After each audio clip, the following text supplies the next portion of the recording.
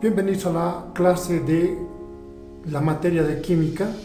Hoy estamos empezando con este nuevo capítulo que es las disoluciones. ¿Sí? ¿Qué es una disolución? Una disolución es una mezcla homogénea de composición variable, va a decir de porcentaje, ¿no? Que puede ir variando, que se mide normalmente en concentración. ¿Y qué es una concentración? Una concentración simplemente es si ustedes quieren, la disolución de un soluto en un disolvente. ¿Cuáles son las unidades de la concentración? Ya hemos visto un poco en las diapositivas. El porcentaje en peso, la molaridad, la normalidad, la molalidad. Cada una de estas concentraciones tiene sus propias definiciones. Por ejemplo, el porcentaje en masa son los gramos de soluto por 100 gramos de disolución. La molaridad, moles de soluto sobre litro de disolución. La normalidad se entiende como equivalentes gramos del soluto por litro de disolución. La molalidad, moles de soluto por kilogramo de disolvente. No se olviden que una disolución es la mezcla de soluto más disolvente. De ahí viene soluto, ¿no? Y estamos hablando de disolvente. Un ejemplo de la parte de las disoluciones sería esta, ¿no? Que aquí se ha preparado. ¿Sí? El ejemplo dice: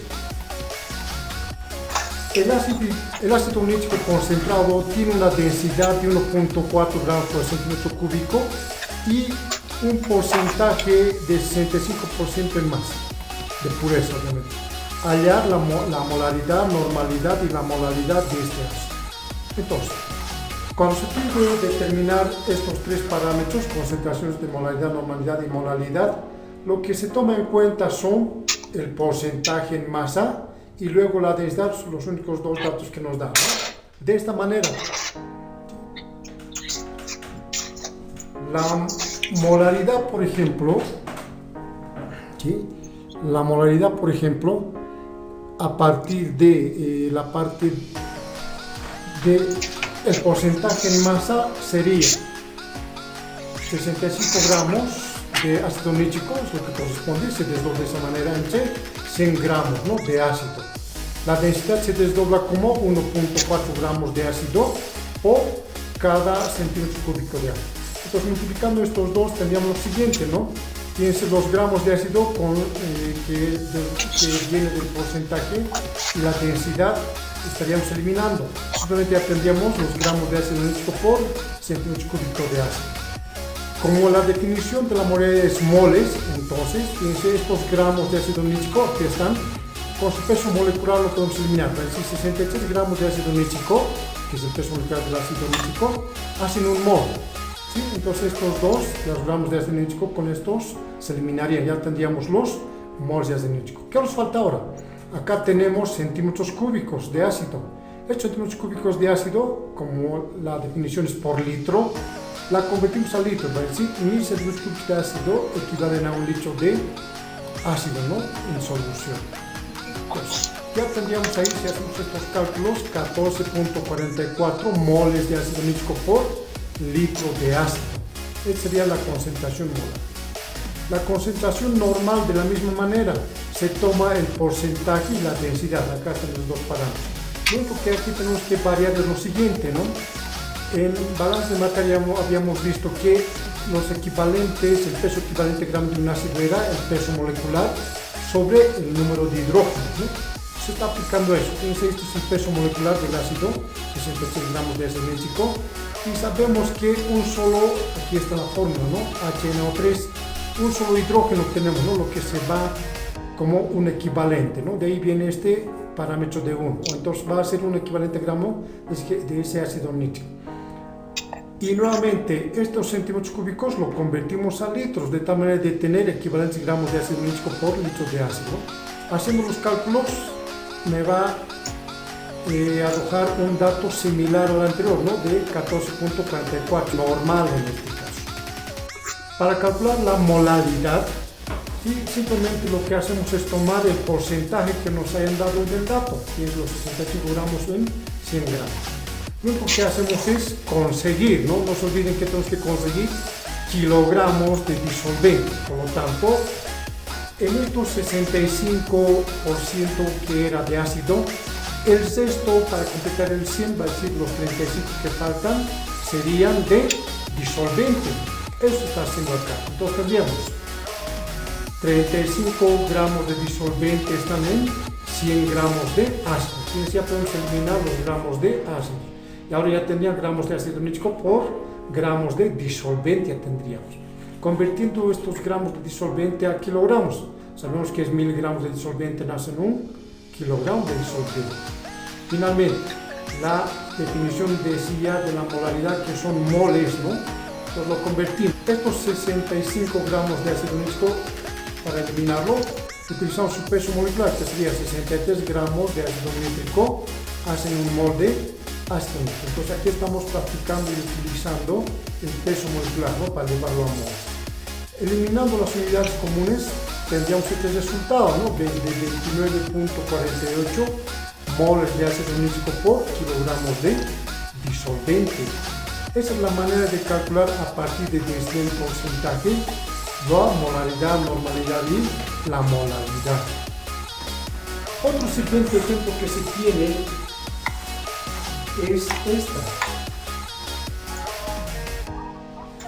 ¿Ya? Dice, es un ejemplo que se llama de dilución, va a decir disolver algo que ya se tiene, ¿no? Diluirlo. Ese ejemplo dice lo siguiente: calcular el volumen de agua que debe añadirse a 300 centímetros cúbicos de una disolución, de una mezcla, ¿no? Que tiene una concentración de 1.25 normal, de tal manera de que se diluya, fíjense, hasta 0.5. Entonces tengo que bajar esta concentración de 1.25 normal a 0.5. Entonces para ello tenemos que, como nos pide, determinar el volumen de agua que voy a añadir. ¿Cómo se hace? La fórmula para diluir, para lo que se llama dilución, es esta: volumen 1 por normalidad 1 igual volumen 2 por normalidad 2. Si ustedes se dan cuenta, nos piden el volumen, va a decir el volumen final faltaría por calcular, ¿no? Entonces, despejando de acá, de esta fórmula, el volumen final va a ser igual a la concentración 1, la normalidad 1, volumen 1 sobre la concentración 2. Reemplazando datos tendríamos, fíjense, el volumen 1 es, de la cual estamos partiendo, 300 centímetros cúbicos. La normalidad 1 es la más concentrada, ¿no? 1.25 normal. Y tenemos que bajar hasta 0.5 normal, que va a ser la concentración 2. Haciendo las operaciones, obviamente las normalidades se van a eliminar, tendríamos un valor de 750 centímetros cúbicos, ¿no? El total de toda la disolución de la mezcla. Pero no nos han pedido el total, sino nos han pedido de agua. Entonces lo que hay que hacer es, para hallar ese volumen de agua, es restarle, ¿no? De lo que ha salido el total. El total era 750, entonces le voy a restar 300. Esa resta me va a dar 450 centímetros cúbicos de agua que debo adicionar, ¿no? Para bajar desde una disolución de 1.25 a 0.05 normal. ¿De acuerdo? Otro punto que se tiene también en la parte de las disoluciones, uno clásico, es esta. ¿Sí? Es de una moneda de plata que se va a disolver, y lo que quieren saber es la pureza o el porcentaje de plata que se halla en esa moneda de plata. El ejemplo dice: una moneda de plata cuyo peso es de 5.54 gramos se disuelve en ácido nítrico y se lleva a un volumen de 250 centímetros cúbicos. Se disuelve, ¿no?, esa moneda en 250 centímetros cúbicos. Y 10 centímetros cúbicos de esta disolución se valora, se titula, con una disolución de 0.5 normal de cloruro de sodio, ¿sí?, de la que se gasta, de cloruro de sodio, 19.45 centímetros cúbicos. Lo que nos pide, como ya hemos dicho, nos piden hallar la pureza de la plata en la moneda. El peso atómico de la plata es 108 de tablas, ¿no? La gráfica acá está. Tenemos la moneda que pesa 5.54 gramos y se va a diluir con ácido, en este caso, con ácido nítrico, de tal manera que vamos a obtener un volumen total de 250 centímetros de solución, ¿no? Ya de plata. De toda esta disolución solamente se ha gastado 10 centímetros cúbicos de solución, ¿ya? De plata. Y esto lo vamos a valorar, vamos a titularlo con cloruro de sodio, con una concentración de 0 punto normal, y vamos a gastar un volumen de cloruro de sodio al titular esto de 19.45 centímetros cúbicos.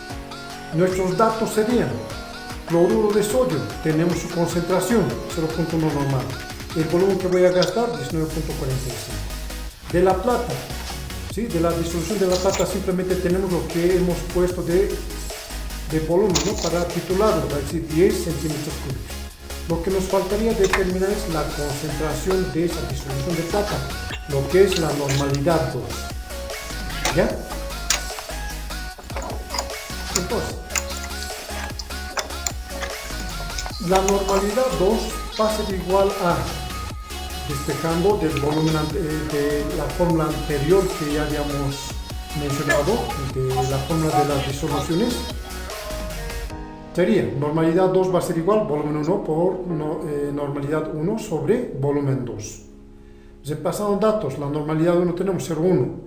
El volumen 1 también tenemos que se ha gastado 19.45 entre el volumen 2, que sería 10. Estaría arrojando una concentración de la solución de plata de 0.195 normal. Esta normalidad la podemos desdoblar ahora, de acuerdo a la definición, en dos cosas. Fíjense, en 1000 centímetros cúbicos, no se olviden esto, era por litro de disolución, ¿no? 1000 centímetros cúbicos, va a existir 0.195 equivalentes gramos de plata, ya en todo esto. Pero nosotros hemos sacado de un volumen total de 250 centímetros cúbicos. Entonces, la pregunta sería: en estos 250 centímetros cúbicos, ¿sí?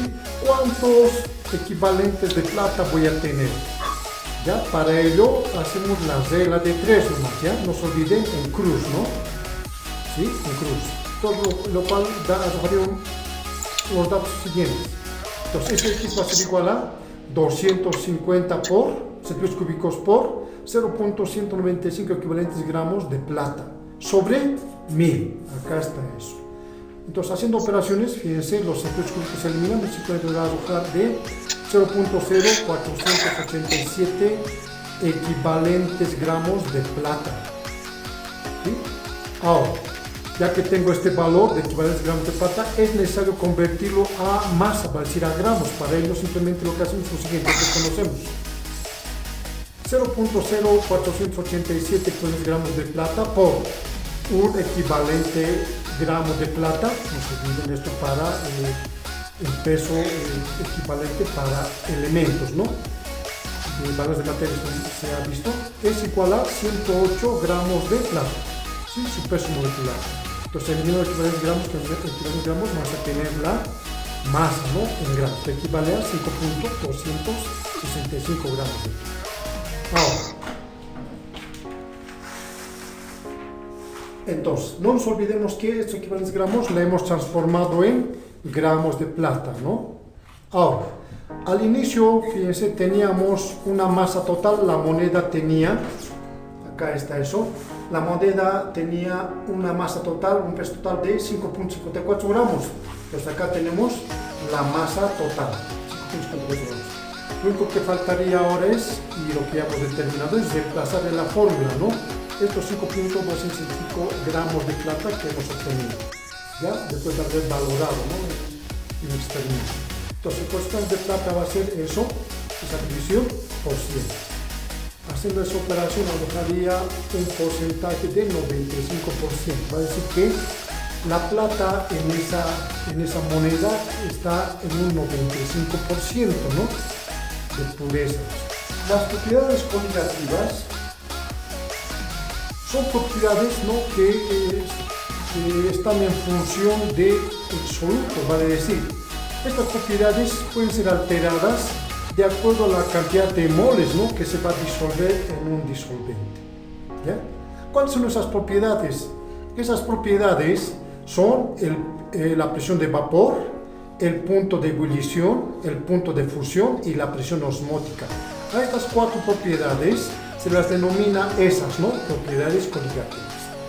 La primera, por ejemplo, lo que es la presión de vapor, normalmente esta presión de vapor y esa aparición de presión de vapor se la determina con la ley de Joule. ¿Qué dice la ley de Joule?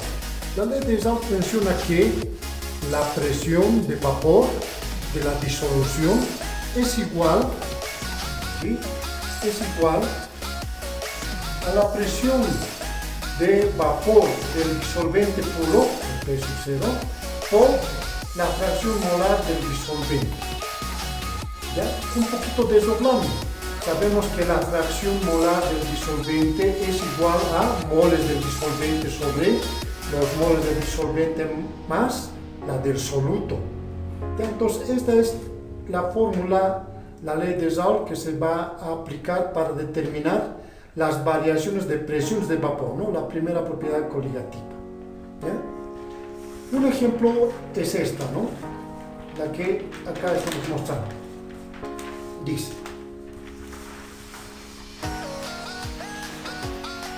la presión de vapor del agua pura a 26 grados centígrados es 25.21 milímetros de mercurio. No se olviden que esto viene de tablas, ya, a esta temperatura, el PV0. ¿Cuál será, dice, la presión de vapor de una disolución que contiene 20 gramos de azúcar en 70 gramos de agua? Y tenemos datos de soluto. El soluto en este caso es el azúcar, la parte sólida. Y estamos disolviendo, el disolvente sería el agua, ¿no?, que está en una cantidad de 70 gramos. Este ejemplo bien puede graficarse, ¿no?, de esta manera. Fíjense, tenemos 70 gramos de agua en la cual voy a disolver los 20 gramos de azúcar, ¿no?, que constituiría como soluto. La solución o la disolución total, la mezcla total, se llama eso, ¿no?, disolución. Vamos a obtener agua azucarada. Ahora, nos han pedido determinar la presión de vapor de toda la disolución, de la mezcla, ¿no? Para ello, yendo a la fórmula anterior, ¿sí?, teníamos como datos que hallar la fracción molar, así los moles de soluto y los moles de disolvente. Entonces, el primer cálculo que vamos a realizar acá, los moles de soluto, los moles de azúcar. Fíjense, la cantidad es 20 gramos de azúcar. 20 gramos de azúcar por el peso molecular del azúcar es 180 gramos, ¿no?, equivalen a un mol. Entonces, simplemente eliminando los gramos, vamos a tener los 0.11 moles de azúcar, que son los moles de soluto. Los moles de disolvente, los moles de agua. Como dato tenemos 70 gramos de agua. Fíjense, en 18 gramos de agua sabemos que también existe un mol de agua, lo cual sería 3.89 moles. Como ya tenemos los moles de soluto y los moles de disolvente, ya podemos aplicar la fórmula de la presión de vapor de toda la disolución del agua azucarada, que sería presión de vapor del disolvente puro por norma, ¿sí?, el disolvente puro normalmente se toma agua, porque el agua disuelve a la mayor cantidad de sustancias, ¿no? Entonces ya tendríamos ahí la del agua, que es igual, nos han dado aquí esta, de 25.21 milímetros de mercurio. Desdoblando lo que habíamos mencionado, la fracción molar, decíamos, la del soluto, ¿sí? En este caso, si está bien, los moles eran los moles de disolvente, aquí son 3.89 moles, sobre la sumatoria de ambos, ¿no?, de los moles de soluto más de disolvente, que está 0.11 más 3.89.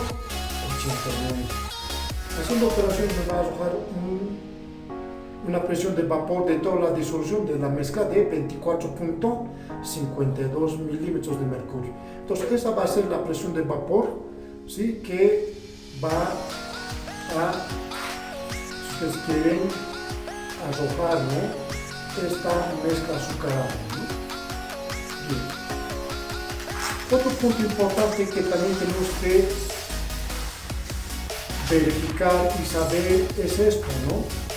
Los ascensos ebullioscópicos y los descensos crioscópicos, es decir, aumento de temperatura, descenso de temperatura. Ya es otra de las propiedades que también hemos mencionado, ¿no? Punto de ebullición, punto de fusión, descenso, ¿no? Las propiedades que ya tenemos. Ahora, ¿qué es un ascenso ebullioscópico? Un ascenso ebullioscópico, como acá también vemos, la elevación del punto de ebullición, así donde pierde, del disolvente por un soluto, ¿no? Así por un soluto. ¿Cuáles son las fórmulas? Son estas, ¿ya? Delta T es igual a la concentración molar por la constante crioscópica, ¿no? En este caso por la constante ebullioscópica. Repito entonces, las fórmulas para determinar un ascenso ebullioscópico es delta T igual a la concentración molar por la constante, ¿sí?, de ebullición. Este delta T significa, es una variación de temperatura, es la temperatura de ebullición de toda la disolución de la mezcla menos la temperatura de ebullición del disolvente puro. Y la constante, en este caso ebullioscópica, es igual a la constante de gases R, la temperatura de ebullición del disolvente puro sobre 1000 por el calor latente de ebullición. ¿Sí? Ahora, las unidades del delta T, de la temperatura y del centígrado, de la temperatura de ebullición como de la temperatura del disolvente puro, también se grado centígrado. La constante crioscópica, en este caso, y la constante en este caso, como es la ebullioscópica, es grados centígrados por mol. El calor latente, ¿sí?, se mide en calorías por gramo. ¿Ya?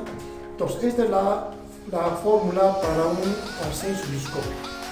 Parecido es la fórmula para los descensos crioscópicos, ¿sí?, cuando la temperatura del punto, en este caso de fusión, más bien va reduciendo, ¿no?, de algún disolvente, ¿no?, por un soluto. Entonces, esa delta T es lo parecido, es la concentración molar por la constante crioscópica, y esta delta T es ahora la diferencia entre la temperatura crioscópica del disolvente puro más la temperatura de todo crioscópica, ¿no?, o de fusión del disolvente, o de la disolución, ¿ya? De la disolución. La constante crioscópica es parecida, entonces la constante R, la temperatura crioscópica del disolvente puro sobre 1000 por el calor latente de fusión, ¿no?, o crioscópica también se llama. Las mismas unidades se manejan, por favor, para estos parámetros. ¿Ya? Ahora, un ejemplo de aplicación del ascenso ebullioscópico o descenso crioscópico sería esta que estamos mencionando acá. Dice, un radiador contiene 10 litros de agua. Calcular la cantidad de anticongelante que debería añadirse para que el líquido no empiece a congelar hasta los menos 10 grados centígrados. Sabemos que el agua empieza a congelar a los 0 grados, ¿no? Entonces, para que el agua no se congele a los 0, más bien ahora pueda congelarse recién hasta menos 10 grados centígrados, debemos adicionar un anticongelante, ¿ya? El peso molecular del anticongelante que nos dan es de 62 gramos por mol, ¿sí? Y además la constante crioscópica del agua, esto es de tablas, es de 1.86 grados centígrados por mol. Entonces, en función de esos datos tenemos que ver la masa de anticongelante que voy a adicionar para que el agua no congele hasta los menos 10 grados centígrados, ¿sí? Bien, los cálculos serían los siguientes. El delta T lo calculamos de acuerdo a la fórmula que teníamos. Decíamos, la temperatura crioscópica del disolvente puro. El disolvente puro es el agua, congela a los 0, aquí estos son datos de 0. Menos, decíamos, la temperatura de toda la disolución. Fíjense, no tiene que congelar hasta los menos 10, entonces sería el TC, la temperatura crioscópica del disolvente de toda la disolución, sería menos 10. Entonces, negativo negativo se hacen posible, más entonces el delta T, esa variación de temperatura sería de 10 grados centígrados. ¿Cómo calculamos el delta T? Ahora en función de lo que es la concentración molar de la constante crioscópica. Desdoblando un poco lo que es la concentración molar, también se la puede utilizar de esta manera. Es la masa del soluto sobre la masa del disolvente, ¿sí? Multiplicado todo eso por 1000 entre el peso molecular del soluto por la constante crioscópica. Lo que a nosotros acá nos han pedido es el cálculo de la masa del anticongelante, va a decir la masa del soluto. Entonces esta masa del soluto es la que tenemos que despejar, tal como acá se ha posido hacer. Entonces la masa del soluto sería, ya despejando, delta T, la versión de temperatura, la masa del disolvente por el peso molecular del soluto sobre 1000 por la constante, en este caso, crioscópica. Entonces, reemplazando todos los datos que se tiene del problema, va a arrojar una masa del soluto, va a ser una masa de anticongelante de 3.333.33 gramos. Va a decir que a los 10 litros de agua que se tiene, debo adicionar 3 kilos de anticongelante, ¿no? De tal manera que vamos a garantizar de que el agua no va a congelar, toda la disolución no va a congelar hasta los menos 10 grados centígrados. ¿Sí? Entonces, esa es la manera de aplicar el ascenso o descenso crioscópico, ¿no? Depende de los datos y del problema. Finalmente, la presión osmótica. ¿Qué es la presión osmótica? La presión osmótica no es más que la presión hidrostática que se aplica sobre una disolución, que es aquí está. La presión osmótica normalmente se la denota con la letra pi. Entonces la presión osmótica no es más que la presión hidrostática que se aplica sobre una disolución, de tal manera de que de impedir el paso del disolvente puro hacia la disolución. Va a decir, esta presión osmótica impide que el solvente puro se difunda, ¿no?, hacia el otro extremo de nuestro tubo. ¿De acuerdo? La fórmula es parecida a lo que se ha visto en los gases. Fíjense, presión osmótica por volumen es igual a los moles R, constante por la temperatura. La presión osmótica normalmente se mide en las dos unidades que hemos visto anteriormente en los gases: atmósferas por milímetros de mercurio, el volumen en litros, N, los moles, R, la constante universal, dependiendo de qué unidad vamos a utilizar, y la temperatura nuevamente sigue estando en grados Kelvin. ¿Ya? Entonces, esa es la presión osmótica. Un ejemplo cortito y aplicativo de la presión osmótica es este. Dice, ¿cuál es la presión osmótica a 40 grados centígrados de una disolución que contiene 50 gramos de azúcar por litro? ¿Ya? El peso molecular del azúcar, anteriormente hemos visto, es de 180 gramos por mol, ¿no? Entonces, lo que están pidiendo es la presión que va a ejercer el agua azucarada, por decirlo así, ¿sí?, cuando se ha disuelto 50 gramos de azúcar en 1 litro de disolvente. ¿Bien? De acuerdo a la fórmula anterior, ¿sí?, ya despejando, tendríamos lo siguiente, ¿no?, que la presión osmótica es igual, estos son los moles, RT, el volumen que estamos buscando pasa a dividir.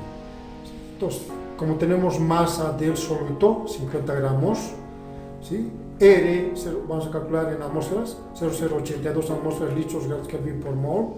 La temperatura es 40 para 273 en grados Kelvin. El volumen, fíjense, por litro, ¿no?, entonces en 1 litro. Y finalmente el peso molecular del azúcar, 182. Haciendo operaciones y eliminando las unidades, vamos a obtener una presión osmótica de 7.13 atmósferas, ¿no?, de presión que va a ejercer esa solución azúcar.